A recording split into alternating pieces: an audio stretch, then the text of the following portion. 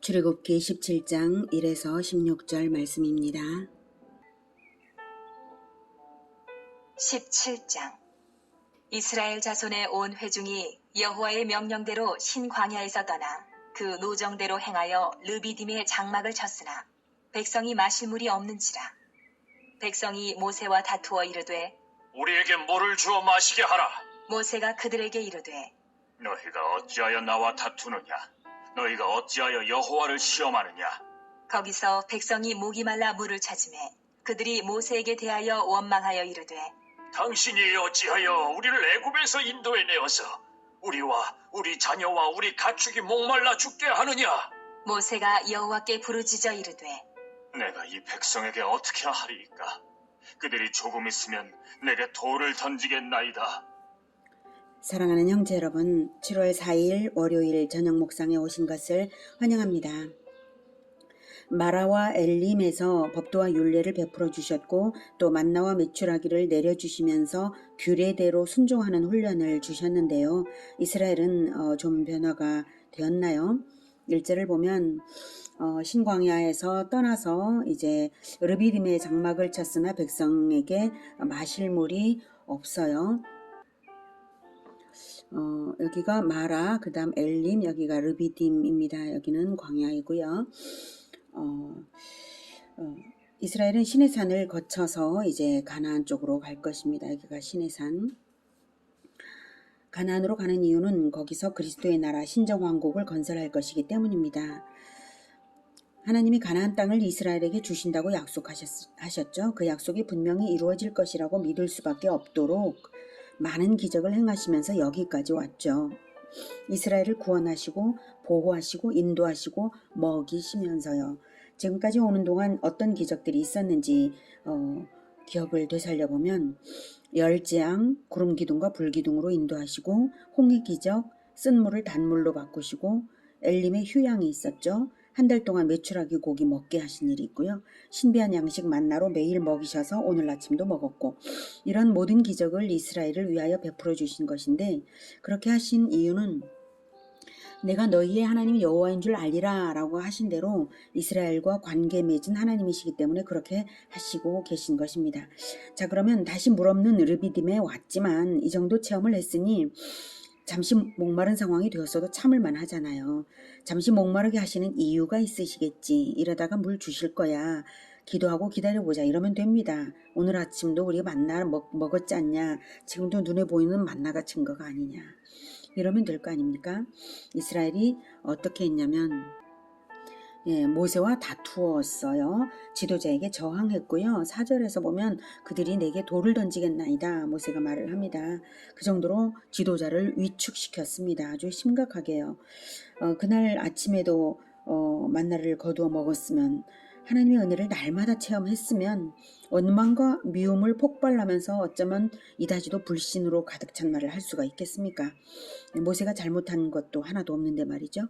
이 사람들이 이해가 되지 않습니다. 목이 너무 마르니까 그럴만하다고 이해가 되나요? 저는 이해가 안 됩니다. 모든 백성이 다 그랬을까요? 독한 사람들을 말리면서 모세에게 좀 그러지 말라고 우리가 하나님께 기도해 보자고 말 한마디 하는 사람이 왜 이렇게 없을까요? 너무 이상하지 않나요?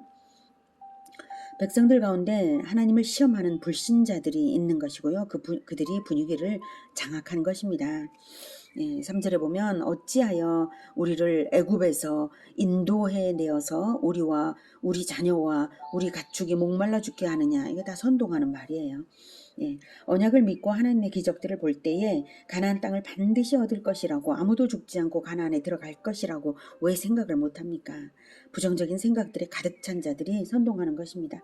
언약을 안 믿으니까 그 생각을 못하고 목마르다고 즉각에 불안에 떨고 화를 내는 것이죠. 그리고 믿음이 연약한 사람들이 거기에 동화가 되는 것입니다. 믿음은 받은 은혜를 잊지 않는 것이고 받을 은혜를 기대하는 즐거운 마음이죠.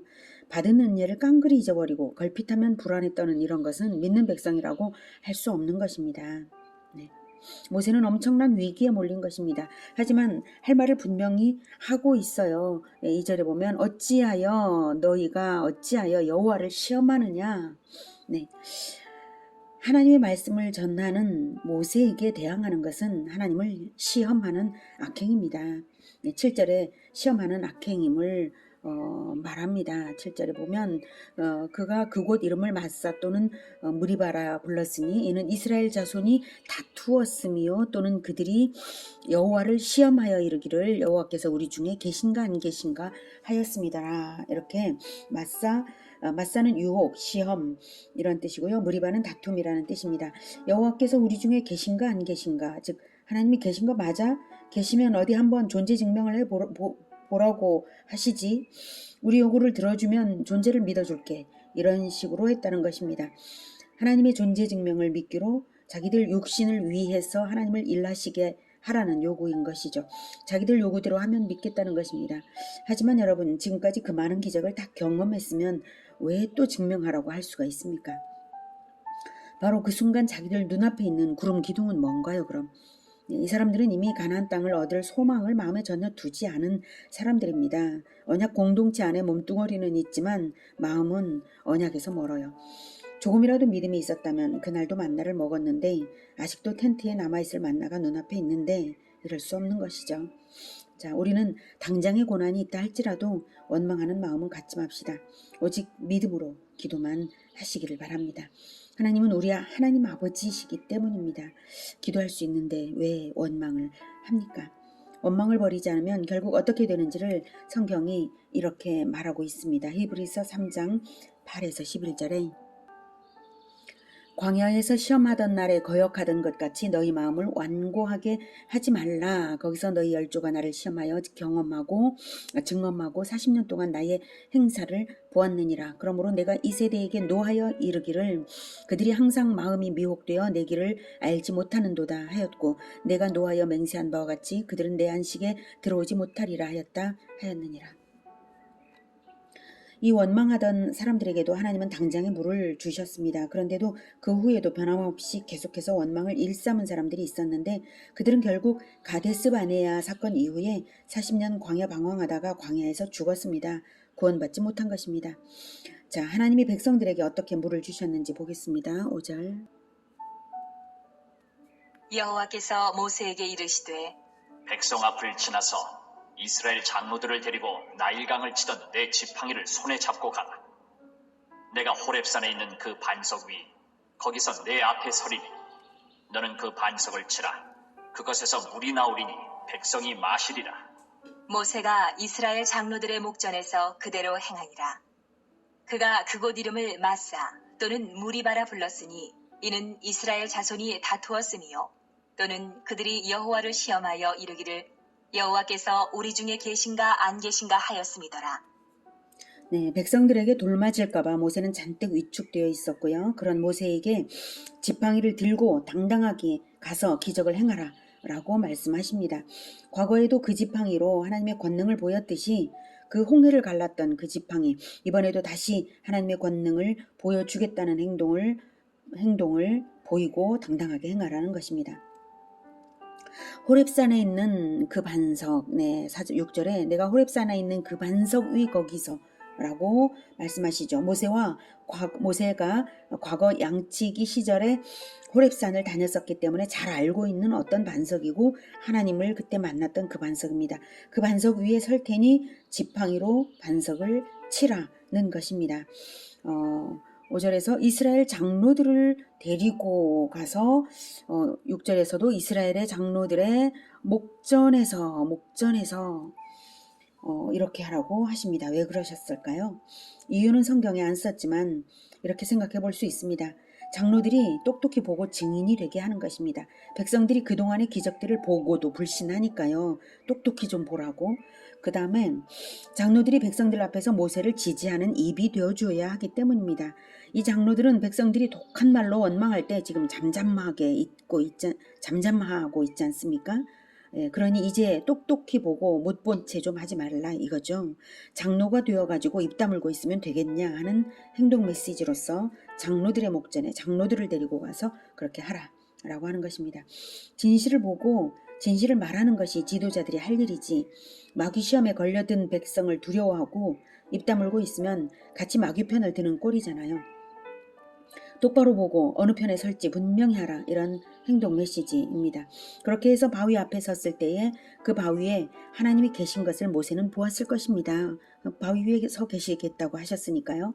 그리고는 장로들 눈앞에서 힘껏 바위를 내리칩니다. 마치 매를 맞아라, 은혜를 모르는 이 백성들아, 매 맞아라, 이 비겁한 장로들아 하는 듯이 말입니다. 바위 위에 서 계신 하나님을 내리친 것이죠. 사람들 눈에는 바위만 보이고 모세는 자기가 바위를 칠 때 하나님이 매를 맞으시는 것을 알았을 것입니다. 채찍질 당하시는 예수님이 연상되지 않습니까? 그랬더니 바위가 갈라져서 물이 솟아났고 백성들이 물을 실컷 마셨습니다. 그리고 그곳을 마사, 무리바, 즉 유혹, 다툼이라고 이름까지 지어서 대대로 기억하게 했습니다. 마귀 유혹에 넘어가서 다툼을 일으킨 죄악을 기억하라는 것이죠. 하나님이 물을 주신 것이 백성에게 속아서 주신 것도 아니고 조종되어서 주신 것이 아니라는 것을 분명히 알라는 것입니다. 너희 백성들은 마귀 유혹당해서 다툼을 일으켰고 너희들을 치는 대신 반석을 쳐서 물을 냈다 이 뜻입니다.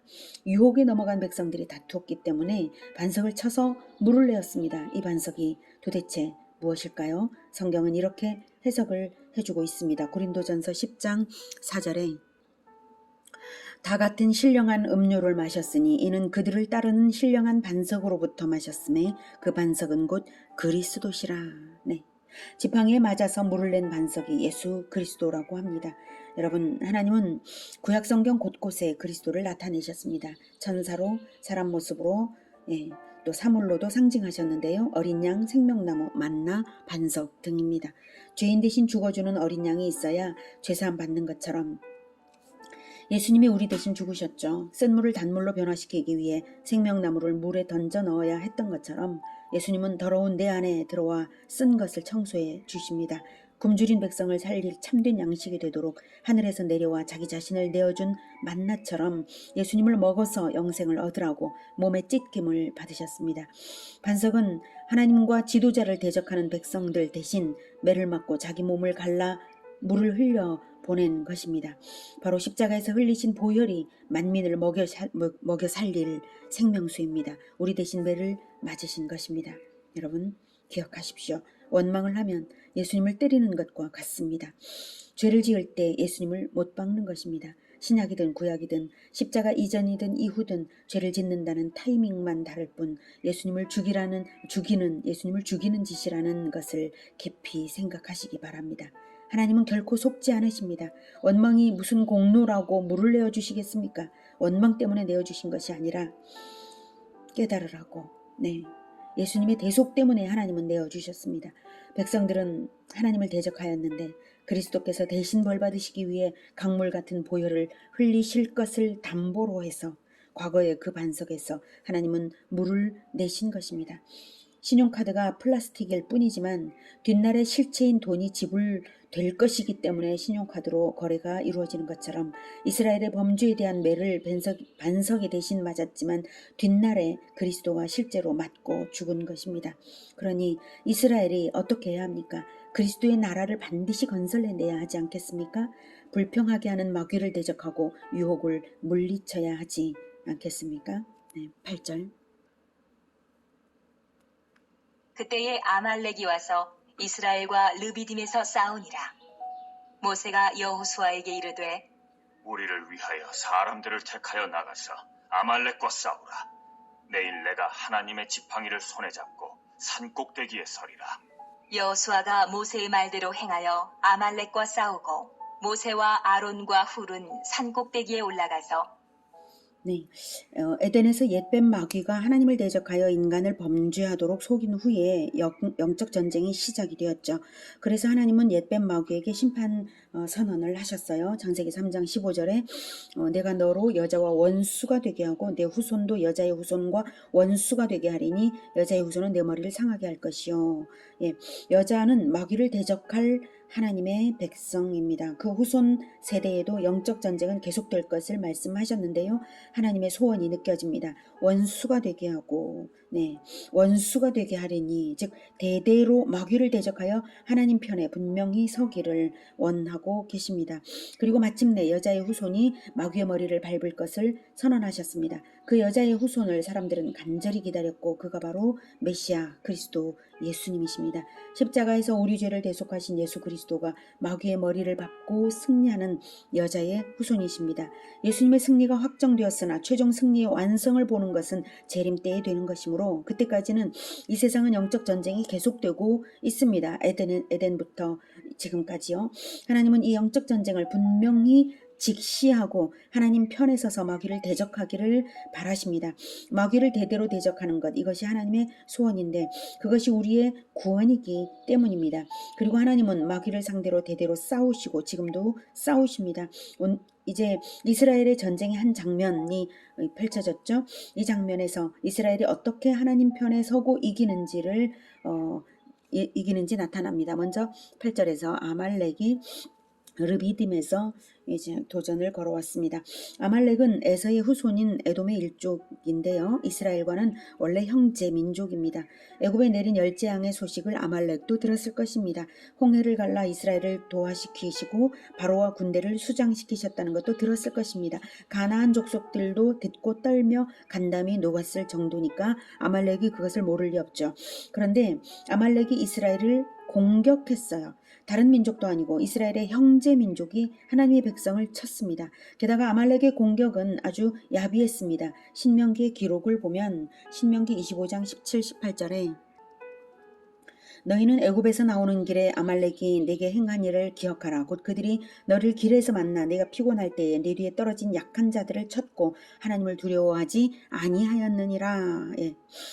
전쟁에도 법도와 명분이 있는 것입니다. 아무 잘못도 없는 사람들을 칠 수 있습니까? 그럴 수 없죠. 그런데 아말렉은 형제 민족을 이유 없이 쳤는데 정면으로 승부를 하자는 것도 아니고 맨 뒷공무니에 잘 걷지 못해서 뒤처진 노인 아녀자들을 약자들을 친 것입니다. 아마도 이랬겠죠. 하나님이 모를 걸, 모세가 모를 걸, 알아도 이 많은 사람들 중에 못난 놈 몇 명 죽인 것 정도는 귀찮아서 모른 채 할 걸. 그러면 작전 성공이야. 이렇게 뒷공무니에서 슬쩍슬쩍 치면 이스라엘이 분열될 테니까 가나안까지 오지 못할 걸, 이런 것이죠. 그렇게 해서 이렇게 하는 것을 하나님께서 가만히 두시겠습니까? 그것도 하나님의 백성을 쳤으니 하나님을 친 것이나 다름없죠. 부모가 자식이 한 대 맞는 것을 참을 수 없는 일이잖아요. 내가 한 대 맞는 것을 참을 수 없는데 내 어린 자식이 이유 없이 맞고 죽음을 당하면 참을 수 없잖아요. 마찬가지로 하나님은 더욱 그러십니다. 그래서 모세도 가만히 있을 수 없죠. 승부합니다. 9절에 모세가 여호수아에게 이르되 우리를 위하여 사람들을 택하여 나가서 아말렉과 싸우라 라고 했습니다. 여호수아는 모세의 명령대로 신앙 깊고 용감한 사람들을 뽑았을 것입니다. 하지만 이스라엘은 노예였던 민족이고 전쟁이라는 것을 해본 적이 없었으니까 얼마나 두려운 일이었겠습니까? 아말렉을 치지 않으면 앞으로 가나안까지 가는 여정에 큰 우환이 될 줄을 아는 믿음의 사람들은 생명을 바쳐서라도 하나님의 백성을 지키리라고 나선 것이죠. 그래서 택한 사람들, 자원하는 사람들, 택한 사람들만 싸움에 나갔습니다. 하지만 전쟁의 기술은 없습니다. 반면 아말렉은 산지에 사는 날쌘 족속이고 아주 잔인한 족속입니다. 그래서 기도가 필요합니다. 내가 하나님의 지팡이를 손에 잡고 산꼭대기에 서리라. 그래서 모세가 기도와 응원을 둘 다 하기 위해서 산꼭대기에 올라서서 그 전장이 보이는, 전쟁터에서도 모세가 보이는 그 꼭대기에 올라서서 지팡이를 들고 기도를 하겠다는 뜻입니다. 그랬더니 전쟁의 양상이 아주 신기했습니다. 11절부터 모세가 손을 들면 이스라엘이 이기고 손을 내리면 아말렉이 이기더니 모세의 팔이 피곤함에 그들이 돌을 가져다가 모세의 아래에 놓아 그가 그 위에 앉게 하고 아론과 훌이 한 사람은 이쪽에서 한 사람은 저쪽에서 모세의 손을 붙들어 올렸더니 그 손이 해가 지도록 내려오지 아니한지라. 여호수아가 칼날로 아말렉과 그 백성을 쳐서 무찌르니라. 모세는 전황을 살필 수 있는 언덕 위에 올라가서 지팡이를 높이 들고 기도를 했습니다. 팔이 아프죠. 그런데 그 전황이 기도를 따라가는 것이었습니다. 기도할 때는 이기다가 기도를 쉴 때는 지는 것입니다. 승패는 전쟁의 기술에 달리지 않고 하나님께 달렸다는 것을 알게 하시는 것입니다. 팔을 내리고 기도를 할 수가 왜 없겠습니까마는 지팡이를 든 모세의 손이 이스라엘에게 주는 메시지가 영적인 힘이 되는 것이죠. 예, 하나님의 권능의 지팡이가 들어 올려졌다. 하나님이 세우신 지도자가 기도한다. 사명을 포기하지 말라. 하나님의 백성은 필승이다. 이런 것이 바로 지팡이를 통해서 전해지는 메시지죠. 이 응원의 메시지가 함께 들어 올려지는 것이기에 모세의 팔이 올려질 때 또한 이스라엘도 기도하고 함께 응원하며 함께 싸운 것입니다. 그래서 이 전황을 보면서 그것을 알아차린 아론과 훌이 옆에서 모세의 팔을 한쪽씩 들어 올렸습니다. 다리도 아플 테니까 돌로 의자를 삼게 하고요. 그랬더니 종일 팔이 내려오지 않고 이스라엘이 이겼습니다.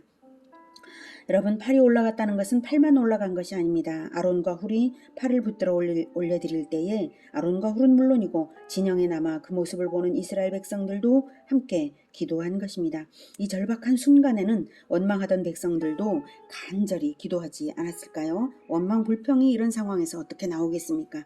모든 백성이 한 마음이 되기에 충분했을 것입니다.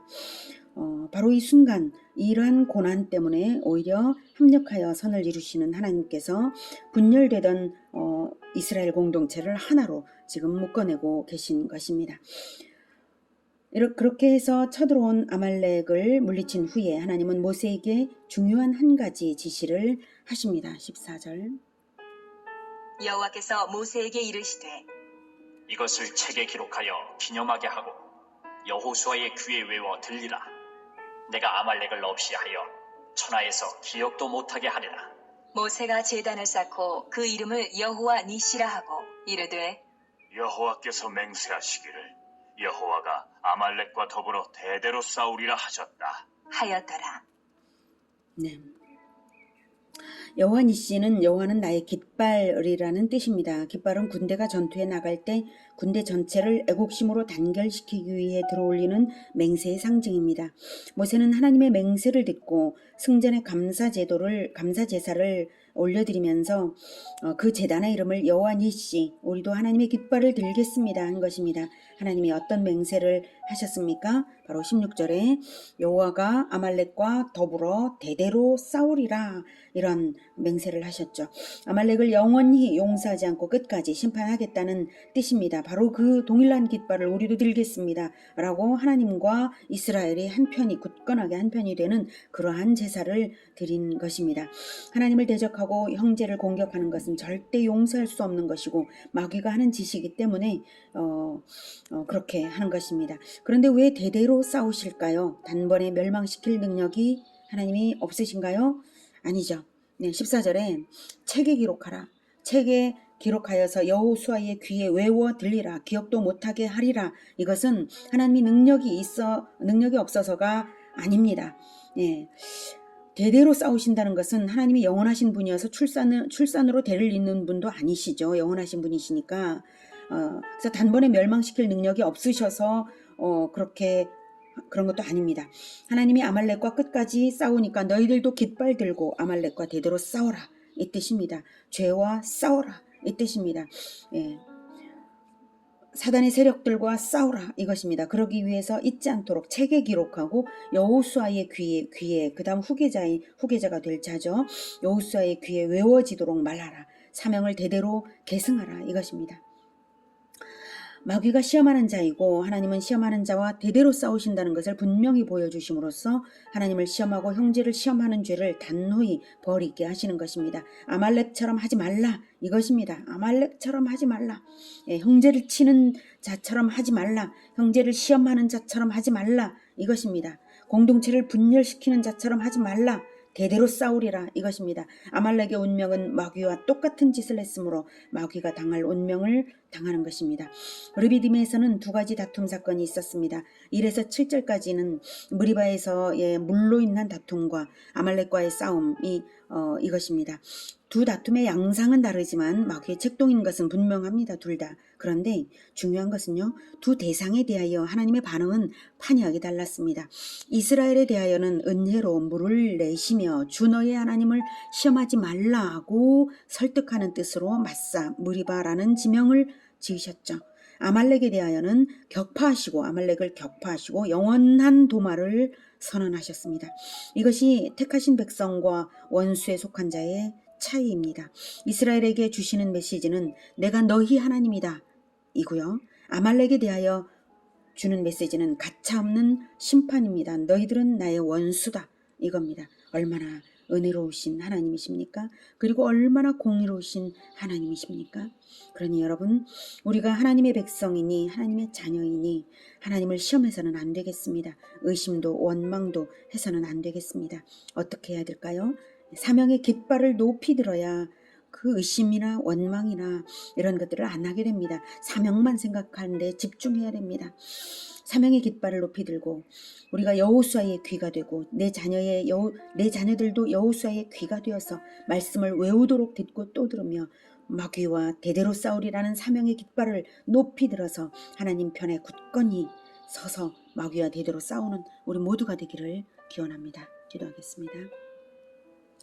하나님, 우리가 죄와 싸우고 그리고 마귀를 대항하여 대적하여 끝까지 싸우겠습니다. 사명의 깃발을 높이 들겠습니다. 복음을 전도하는 것이 곧 그 사명의 깃발인 줄 믿습니다. 우리는 르비딤 전투와 같은 전쟁을 하지 않지만 우리는 복음의 영적 전쟁을 끝까지 깃발 들고 싸우는 자들처럼 하겠습니다. 주님 도와주시고 대대로 끝까지 예수님 오실 때까지 대를 이어서 그리고 공동체가 하나가 되어서 끝까지 갈 수 있도록 도와주시옵소서. 예수님의 이름으로 기도드립니다. 아멘. 이어지는 시간은 개인 기도 시간입니다.